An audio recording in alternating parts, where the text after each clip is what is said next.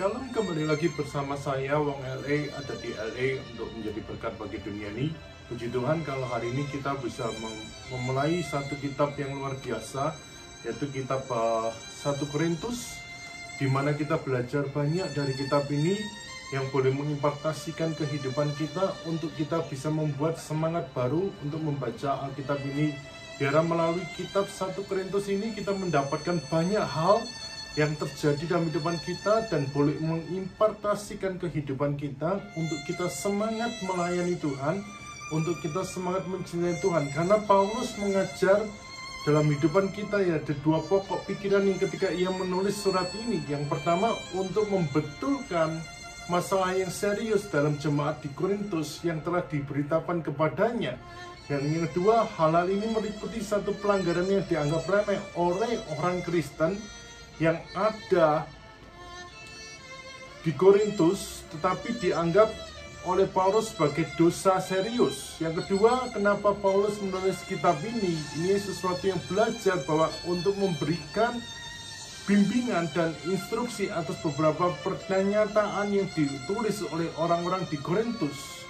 Nah, mari kita nikmati pembacaan kitab Korintus 1 Korintus ini, biar boleh menjadi berkat dalam kehidupan kita, dan kita boleh mengimpartasikan setiap apa yang terjadi di dalam pelayanan kita. Tuhan Yesus memberkati.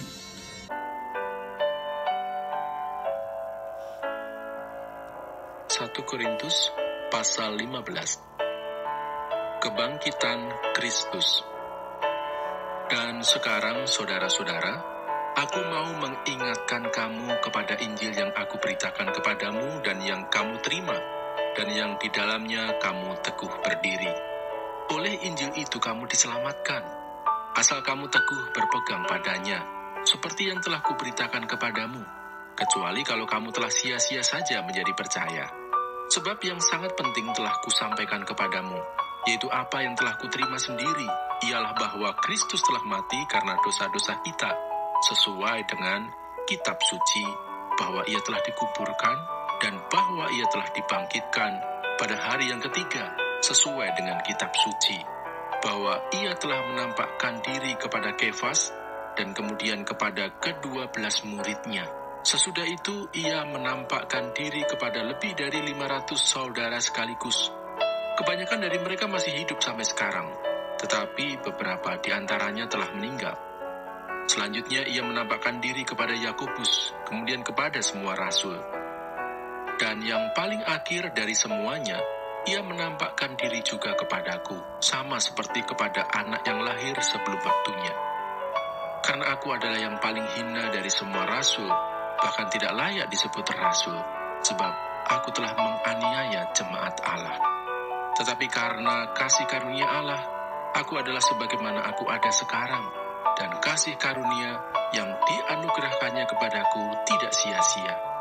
Sebaliknya, aku telah bekerja lebih keras daripada mereka semua, tetapi bukannya aku, melainkan kasih karunia Allah yang menyertai aku. Sebab itu, baik aku maupun mereka, demikianlah kami mengajar, dan demikianlah kamu menjadi percaya. Kebangkitan kita.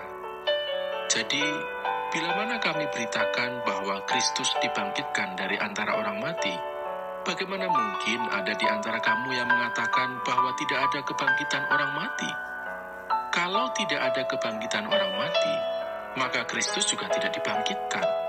Tetapi andai kata Kristus tidak dibangkitkan, maka sia-sialah pemberitaan kami dan sia-sialah juga kepercayaan kamu. Lebih daripada itu, kami ternyata berdusta terhadap Allah, karena tentang Dia kami katakan bahwa Ia telah membangkitkan Kristus, padahal ia tidak membangkitkannya. Kalau andai kata benar bahwa orang mati tidak dibangkitkan. Sebab jika benar orang mati tidak dibangkitkan, maka Kristus juga tidak dibangkitkan. Dan jika Kristus tidak dibangkitkan, maka sia-sialah kepercayaan kamu, dan kamu masih hidup dalam dosamu. Demikianlah binasa juga orang-orang yang mati dalam Kristus. Jikalau kita hanya dalam hidup ini saja menaruh pengharapan pada Kristus, maka kita adalah orang-orang yang paling malang dari segala manusia. Tetapi yang benar ialah bahwa Kristus telah dibangkitkan dari antara orang mati, sebagai yang sulung dari orang-orang yang telah meninggal.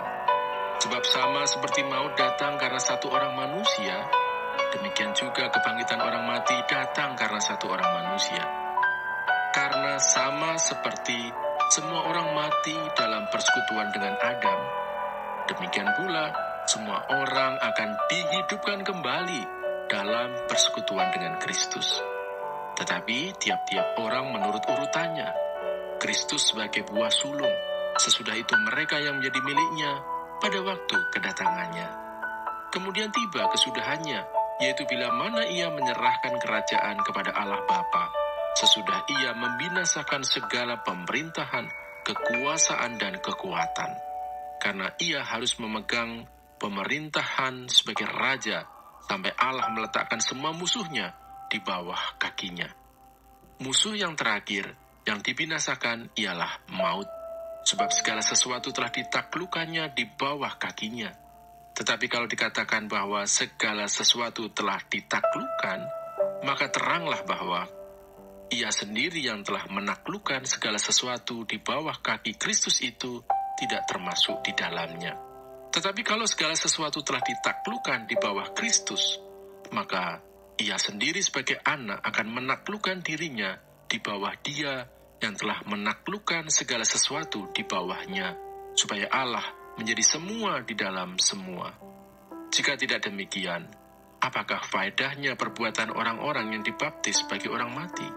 Kalau orang mati sama sekali tidak dibangkitkan, mengapa mereka mau dibaptis bagi orang-orang yang telah meninggal? Dan kami juga, mengapakah kami setiap saat membawa diri kami ke dalam bahaya? Saudara-saudara, tiap-tiap hari aku berhadapan dengan maut. Demi kebanggaanku akan kamu dalam Kristus Yesus, Tuhan kita, aku katakan bahwa hal ini benar. Kalau hanya berdasarkan pertimbangan-pertimbangan manusia saja, aku telah berjuang melawan binatang buas di Efesus. Apakah gunanya hal itu bagiku? Jika orang mati tidak dibangkitkan, maka marilah kita makan dan minum sebab besok kita mati. Janganlah kamu sesat. Pergaulan yang buruk merusakkan kebiasaan yang baik. Sadarlah kembali sebaik-baiknya dan jangan berbuat dosa lagi. Ada di antara kamu yang tidak mengenal Allah. Hal ini kukatakan supaya kamu merasa malu. Kebangkitan tubuh. Tetapi mungkin ada orang yang bertanya, bagaimanakah orang mati dibangkitkan? Dan dengan tubuh apakah mereka akan datang kembali? Hai orang bodoh, apa yang engkau sendiri taburkan tidak akan tumbuh dan hidup kalau ia tidak mati dahulu. Dan yang engkau taburkan bukanlah tubuh tanaman yang akan tumbuh, tetapi biji yang tidak berkulit, umpamanya biji gandum atau biji lain. Tetapi Allah memberikan kepadanya suatu tubuh seperti yang dikehendakinya. Ia memberikan kepada tiap-tiap biji tubuhnya sendiri. Bukan semua daging sama. Daging manusia lain daripada daging binatang, lain daripada daging burung, lain daripada daging ikan.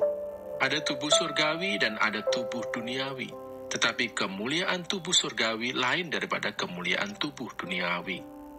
Kemuliaan matahari lain daripada kemuliaan bulan, dan kemuliaan bulan lain daripada kemuliaan bintang-bintang, dan kemuliaan bintang yang satu berbeda dengan kemuliaan bintang yang lain.